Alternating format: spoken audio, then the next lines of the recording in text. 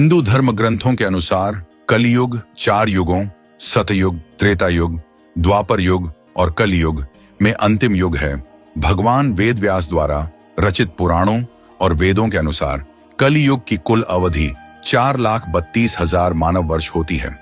कलियुग की शुरुआत महाभारत युद्ध के बाद मानी जाती है, जब श्री कृष्ण इस पृथ्वी से अपने धाम को प्रस्थान कर गए थे। कलियुग की कुल अवधि 4,32,000 वर्ष है और अब तक लगभग 5,127 वर्ष बीत चुके हैं। अभी भी 4,26,873 वर्ष बाकी हैं, यानी कलयुग अभी अपने शुरुआती चरण में ही है। शास्त्रों के अनुसार कलयुग के अंत में भगवान विष्णु का कल की अवतार होगा, जो अधर्म का नाश करेंगे और एक नए सत्ययुग की शुरुआत होगी। शास्त्रों और पुराणों में कलयुग को पाप और अधर्म का युग बताया गया है। इसमें मनुष्यों का नैतिक पतन होगा, धर्म की हानि होगी और समाज में अराजकता फैलेगी। कलयुग में निम्नलिखित प्रकार के अधर्म होंगे। लोग सत्य बोलना छोड़ देंगे और झूठ को अपनाएंगे। अधर्म को धर्म का रूप देकर प्रस्तुत किया जाएगा। सच्चाई और ईमानदारी का महत्व खत्म हो जाएगा। धर्म के नाम पर पाखंड और ढोंग बढ़ेगा। साधु संतों की जगह नकली बाबाओं का प्रभाव बढ़ेगा।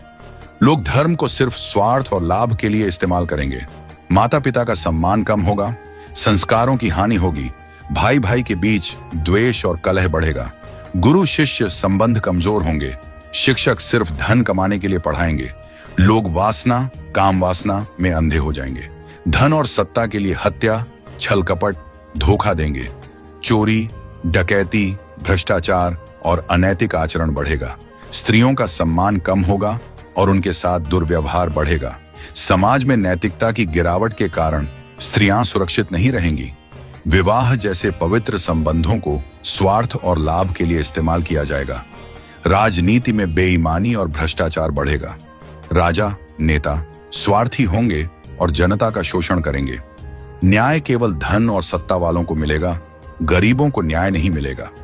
पृथ्वी पर प्राकृतिक आपदाएं, भूकंप, बाढ़, सूखा बढ़ेंगी। जलवायु परिवर्तन से खाद्य संकट पैदा होगा। मनुष्यों का अधर्म बढ़ने से धरती माता कष्ट में रहेगी। लोग शुद्ध और सात्विक भोजन छोड़कर तमोगुणी भोजन अपनाएंगे। खाने में मिलावट, मांसाहार और नशीली चीजों का चलन बढ़ेगा। शराब, नशीले पदार्थों और गलत आदतों में लोग फंस जाएंगे। लोग ईश्वर के अस्तित्व पर प्रश्न उठाएंगे और भक्ति से दूर होंगे। धार्मिक लोगों का अपमान और उपहास किया जाएगा। धर्म और आध्यात्मिकता को बेकार मानकर सिर्फ भौतिक सुखों पर ध्यान देंगे। लोगों की आयु कम हो जाएगी। पहले जहां 100 साल तक जीते थे, अब 60 से 70 साल में मृत्यु हो जाएगी। लोग